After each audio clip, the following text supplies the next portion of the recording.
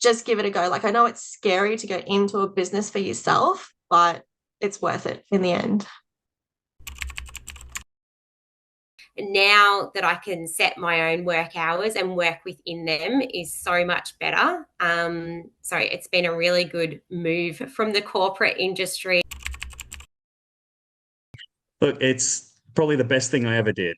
Like, I get to spend more time with my family. Like I said, I don't work weekends anymore.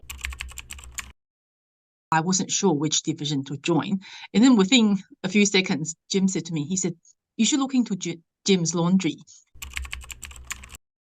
My wife started with the business and she asked me to help her. And I took time off from my work for a month. And I joined her and we started doing it. And then I realized that I don't want to go back to work. Funny stories is me and my husband every day. We work together. We have to, we come home together. So they're funny. He thinks he's the boss, but you know, at the end of the day, I always win. We are learning all the experiences of who already gone through many years. Yeah, we are standing on the shoulder of a giant people that we can just learn, reap the benefits. So that is really important for us. Me and Lena always talk about, I really appreciate that kind of training and the ongoing support from the team. I was nursing. I was a nurse for 22 years and just decided I'd had enough of being micromanaged. I started back in December, just before Christmas. So from the first day, it was a bang.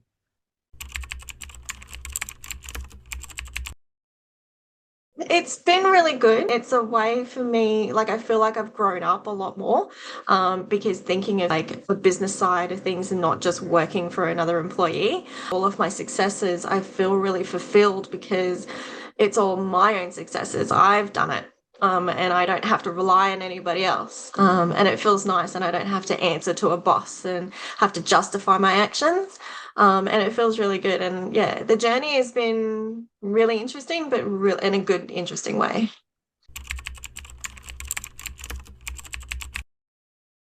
A lot of mine is all through the community. So we have a really good neighborhood, and we've been like, we talk to each other, we help each other out. And so a lot of the extra leads that I've been getting is just from word of mouth and also being a part of the community. And when they have like school fetes and things like that, like I'm out there in my uniform and I'm out there talking to people, and yeah, and it's been really good. Haven't had a lot of customer complaints because I think that's more because I tell them straight away that there's a stain that I can't get out, and I show them, or if there's like a hole in their shirt or their sheets and things like that, like I'm upfront and honest with it. And I think because it's something so different, they're really appreciative of it. I don't mind picking up the phone and speaking to people that way or sending an email. But I think if they can see you in person, face to face, I think that's the best sort of contact you can have. And then they know what you're like and they can see you. And so I think I've done a lot of that. I've done a lot of getting out just into businesses and just explaining what I do and seeing whether it's something that they would like to move forward with. Yeah, like, it's literally fantastic. Like, I mean, the thing is, I try and avoid ever pressuring you guys for anything, sort of thing. Like, look, it's my business. I try and run it myself as much as possible and that sort of stuff. So when I do go there and need something, it's usually very important, and they're able to help like straight away and that sort of stuff. So, but apart from that, like I said, I'm pretty much like try to fly solo as much as possible.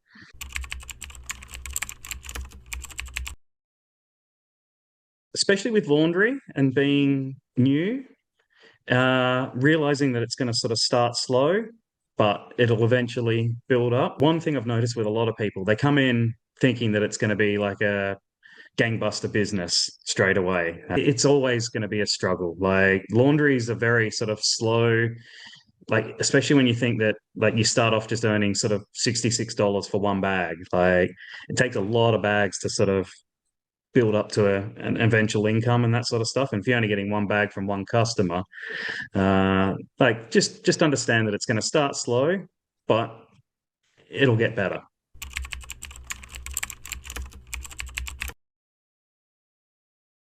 The thing is, what I've noticed with laundry, like you've especially got to sell yourself. You got to be confident and know what the business you're selling is. So like I use like proper hospital grade chemicals and that sort of stuff for all my cleaning, like all my washing powders and all that sort of stuff. So I use dominant chemicals.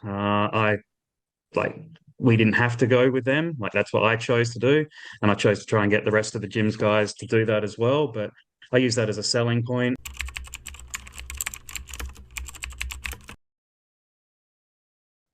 I went to a franchise expo where I met Jim Hinman himself, and I spoke to him for about 5 minutes.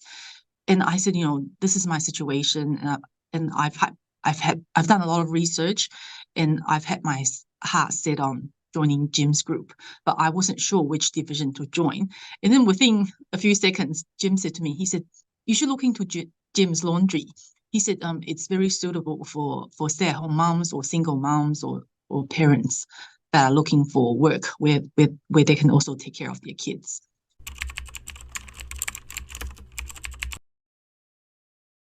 What it taught me was that there is a proven business model. There are certain things you can do to build your business. You don't have to reinvent the wheel. And there is a fantastic brand behind you. And even, my divisional franchisor Bill, as well as Jim Hinman himself, they are right behind me. Like in the first few months, Jim Hinman, he emailed me a couple of times to check up on me personally and to see if there's anything he can help with, and to see how I'm going. So I found that to be amazing. When even though you're part of this huge system, there are more than 5,000 franchisees, but they look after individual franchisees because they know that each person represents a family.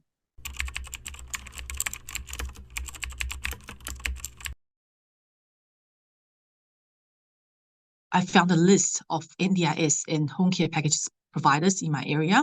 There are about 30 providers. So I visited every one of them and gave them my business card and pamphlets and just let them know I'm new to the area and I have capacity to take on clients. I also spend a lot of time going to community events so that people in the community could get to know me and meet me in person. And I also did letterbox dropping.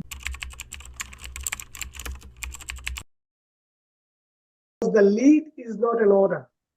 Lead is only a contact. So it's your job to convert it. You have to have patience and hard work. Every day you have to try to get new leads. Either it's through Jim or through your social media or through some leaflet distributing, going visiting some potential customers like massage parlors, retirement homes and places like this.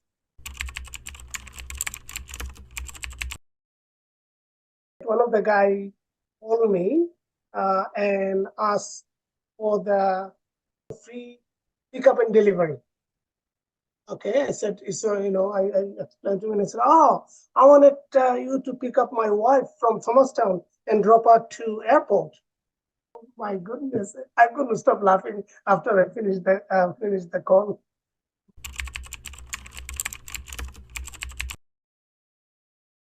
Well, social media has played a massive part. And the other thing that I can say has played a massive part on my referrals.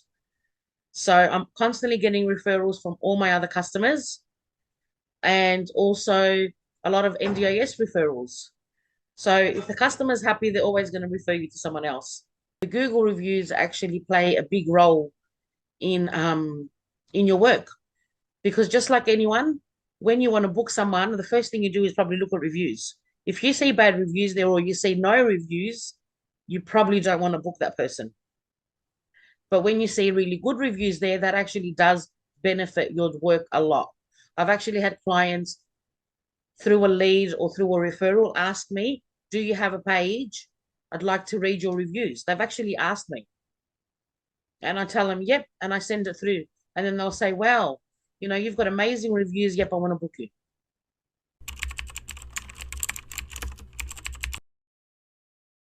I had this little old man who was so cute. I explained the process to him, and I told him that our washing machines are a 10-kilo capacity, and that's one load, and that's the size of the washing machine. He was about 90 years old. God bless him. He was so cute. He weighed out 10 kilos of tunas, and there was about 7 of them because they all weighed about 1 kilo. And I went to his house, and he said, yeah, I've got a tuna that's, you know, that'll fit in that washing machine. So he weighed out 10 kilos, and I went there, and it was a car full of tunas.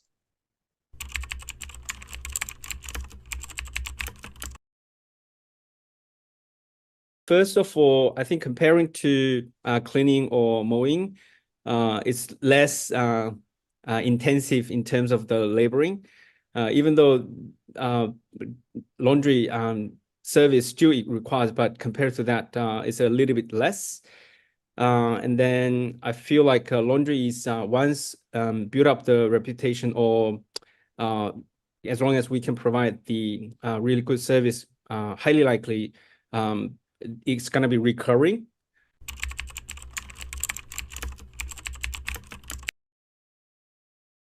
When I had my official start date, I did a lot of Facebook advertising, got a Facebook page, got that all set up through head office. And that's been a really good source of new clients. I've got some people that I service every week. I think that's a great